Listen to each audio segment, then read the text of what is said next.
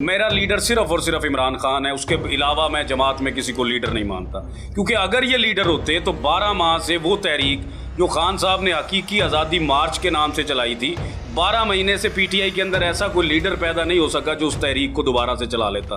آپ کے ملک کا نوجوان 12 سے 13 ہزار جیلوں کے اندر بیٹھا ہے، آپ کے کبھی کسی چینل نے بتایا کہ وہ جیلوں کے اندر بیٹھا ہے؟ اور وہ پی ٹی آئی کو بین کرنے نکلے، ان کے باپ نہیں کر سکے، ان کے بڑے بڑے لیڈر نہیں بین کر سکے۔ یہ کوئی چھوٹی سی جماعت نہیں ہے، یہ کوئی گلی محلے کی جماعت نہیں ہے۔ ان سے پہلے یہ پوچھیں کہ آپ نے جو فیصلے پہلے پی ٹی آئی کے خلاف کیے ہیں، آپ کو قوم نے بخشا ہے؟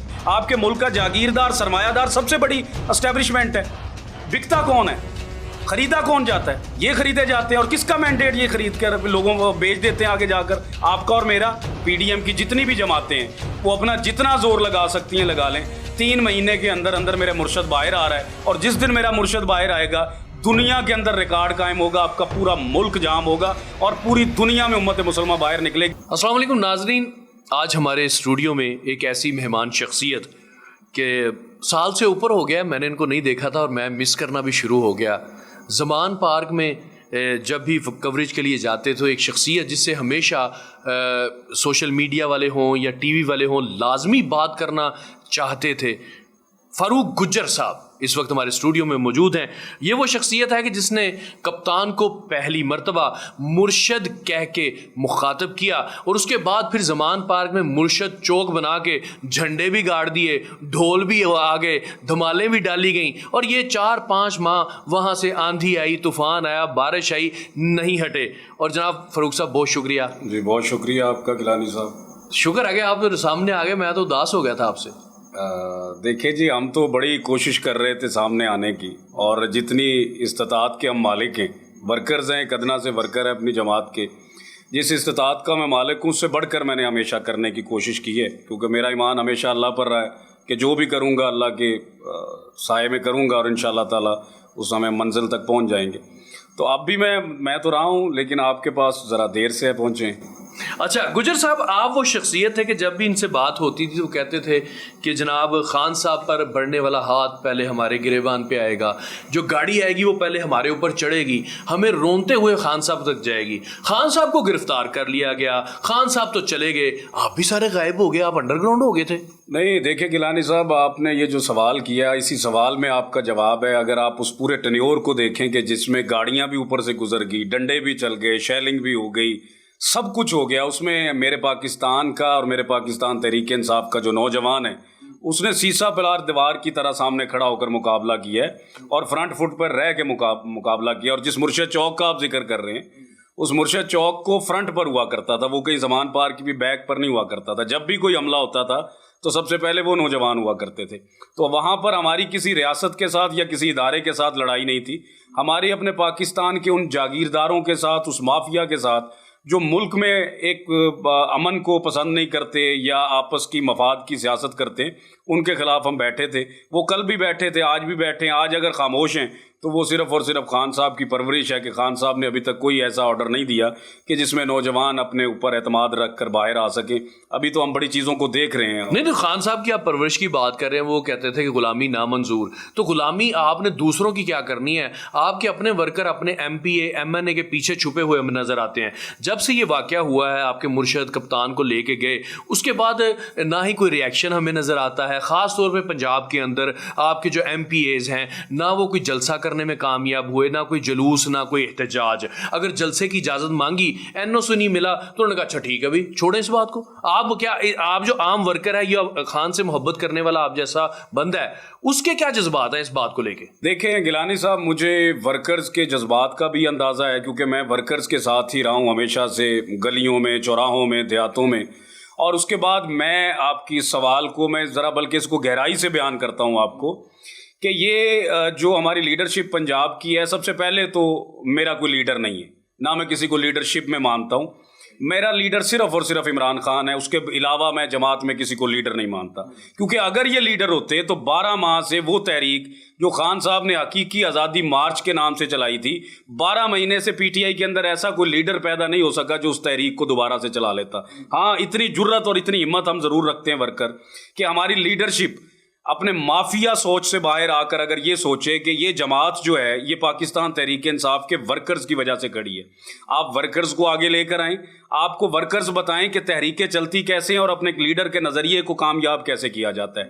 یہ مفاد پرست ٹولہ ہوتا ہے۔ میں کبھی بھی کسی لالچ کا محتاج نہیں رہا کہ مجھے کسی ایم این اے نے یا کسی ایم پی اے نے یا کسی وزیر نے مجھے کامیاب کرنا ہے۔ اللہ کی ذات کے سوا آپ کو کوئی کامیاب نہیں کر سکتا۔ بات حقائق پر کرنی چاہیے۔ اگر آپ غلامی نامنظور کا نعرہ لگاتے ہیں نا تو پھر آپ کسی M N A M P A کے غلام نہیں ہوتے کہ آپ اپنی جماعت کے مافیا کے غلام ہوں اور آپ دوسری جماعتوں کو کہتے پھریں کہ ہم آپ کے غلام نہیں ہیں۔ تو میں اپنی جماعت کے بیٹھے لیڈرشپ کا بھی محتاج نہیں ہوں، نہ میں ان کے پیچھے چلنے والوں میں سے ہوں۔ میں ان کو یہ بتانا بھی چاہتا ہوں اور پوچھنا بھی چاہتا ہوں کہ پاکستان تحریک انصاف 27 سال کی سٹرگل کے بعد آج اسٹیج پر پہنچی تھی، لیکن 8 فروری کو آپ لوگوں کو ووٹ دیا تھا۔ ہم نے اس لیے نہیں دیا تھا کہ خان صاحب کی آپ تصویر اٹھائیں اور تقریریں کریں اور کبھی سر ادھر ماریں کبھی سر ادھر ماریں، یہ ہمارے سے اچھا کوئی سر نہیں مار سکتا۔ اگر آپ نے تقریریں ہی کرنی ہیں تو پھر تقریروں کے لیے مجھے رکھ لیں، تقریریں آپ سے بہتر کر سکتا ہوں میں۔ لیکن عملی آپ نے کیا کیا ان 12 مہینے کے اندر؟ آپ نے وہ لیڈرشپ ہونے کا مظاہرہ کیا جو پاکستانی قوم آپ سے چاہتی ہے۔ آپ نے 8 فروری کا جو ووٹ آپ کو دیے، لوگوں نے باہر نکل کر، کسی نے بزرگ کو پتہ ہی نہیں تھا کہ میرا ووٹ کدھر جا کر منتقل ہو گیا ہے، لوگوں نے اپنے یہ ساری معلومات حاصل کی اور اس کے بعد جا کر ووٹ کاسٹ کرتے ہیں۔ تو اتنی مصیبتیں، اتنی پریشانیاں جھیلنے کے بعد جب آپ کو جتا کر ایوانوں میں پہنچایا ہے تو آج آپ اپنے آپ کو ایکٹیو کیوں نہیں کر رہے؟ اور پنجاب کی لیڈرشپ کو آپ دیکھ لیں، پنجاب کی لیڈرشپ سے میں یہ سمجھتا ہوں کہ خان صاحب آج خاموش ہیں، کیونکہ میرے وہ لیڈر بھی ہیں، میرے وہ مرشد بھی ہیں۔ تو مرشد احمد 26 کروڑ کے ملک کے اندر ایک نوجوان کے منہ سے نکلا ہے تو کوئی یہ چھوٹی بات نہیں ہے۔ میں اپنے لیڈر کی ہمیشہ بات کو سمجھتا آیا ہوں کہ وہ بولتا کہاں سے۔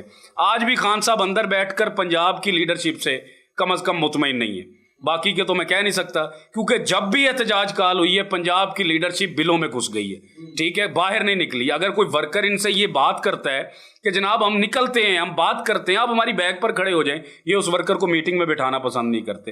ہمارے معاشرے کے اندر، ہمارے یہ ضروری نہیں ہے یہ پی ٹی آئی کی میں بات کر رہا ہوں، یہ تمام جماعتوں کے اندر مڈل کلاس طبقہ ہے جس کی میں ہمیشہ سے 15 سال سے بات کرتا ہوں، اس مڈل کلاس کے طبقے کو صرف اس ٹائم استعمال کیا جاتا ہے جب آپ نے الیکشن لڑنا ہو۔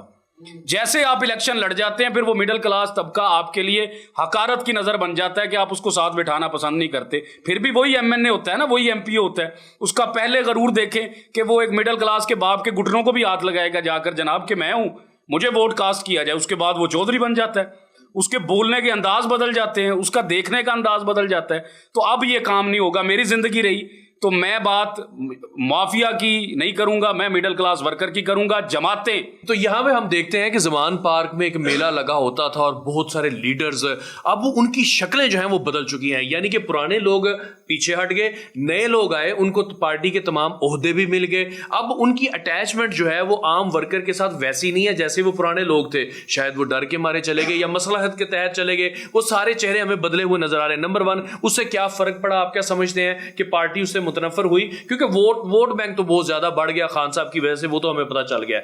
عام ورکر جو محبت کرتا ہے اس کے دل پہ کوئی اثر ہوا ہے اس بات کا کہ یار وہ لوگ کدھر گئے؟ دیکھیں، ورکرز کے دل پر کوئی اثر نہیں ہوا، اور کوئی بندہ ڈر اور خوف کی وجہ سے نہیں گیا، اپنے مفادات کی وجہ سے گیا۔ اچھا، یہ ڈر اور خوف کی وجہ سے جانا تو آپ کی لیڈرشپ سے زیادہ تعداد میرے مڈل کلاس ورکر کی ہے جو 12 سے 13 ہزار ہے، وہ آج بھی جیلیں کاٹ رہا ہے۔ لیکن آپ جیسا میڈیا اور آپ سے اوپر بیٹھا میڈیا ان کی بات کبھی نہیں کرے گا، کیونکہ آپ لوگوں کو اوپر بڑے چینلوں کو وہ آپ کے کیا ہوتے ہیں ریٹنگ چاہیے آپ کو، آپ نے بڑے لوگوں کو کیچ کرنا ہے، آپ کا کام ہی نہیں ہے آپ چھوٹے لوگوں کو کیچ کریں۔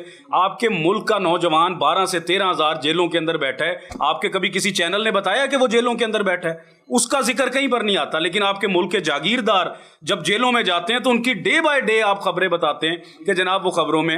تو جو پاکستان تحریک انصاف کا ورکر ہے اس کو اس بات سے کوئی فرق نہیں پڑتا کہ کوئی چھوڑ کر جا رہا ہے۔ میں تو ورکرز کی زبانی سے بھی یہ سن چکا ہوں کہ آج بھی جو ہمارے جماعت کے اندر آستین کے سامنے بیٹھے ہیں، ہم اللہ سے دعا کرتے ہیں جھولیاں اٹھا اٹھا کر کہ وہ بھی ہمیں چھوڑ کر چلے جائیں، کیونکہ اب ہم کمزور نہیں ہیں۔